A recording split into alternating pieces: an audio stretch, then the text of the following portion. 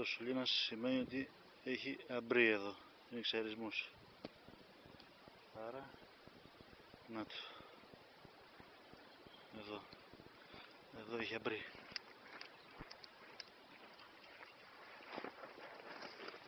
Να το. Εδώ είναι.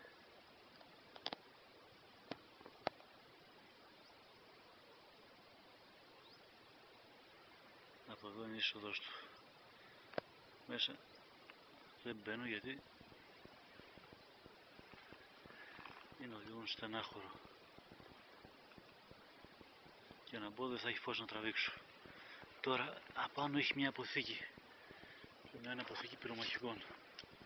Πού την είχα δει. Λοιπόν, εδώ είναι εξαερισμός. Αυτό είναι σκαμμένο.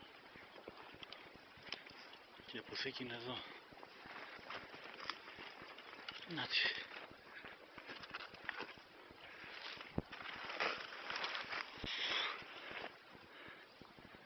Νάτι και η αποθήκη. Εδώ οι φίλοι μας μετανάστες είχαν μπάρμπεκιου. Και εδώ τη βγάζανε. Άδεια η αποθήκη. Μάλιστα.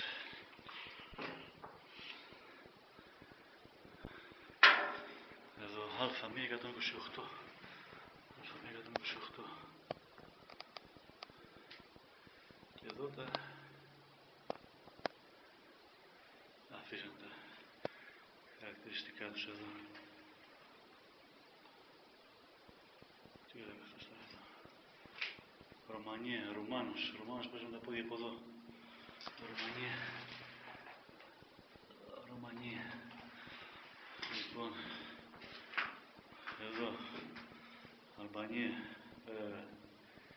Αλβανία. Εδώ δες πως περάσανε. 31 Μάη 2001.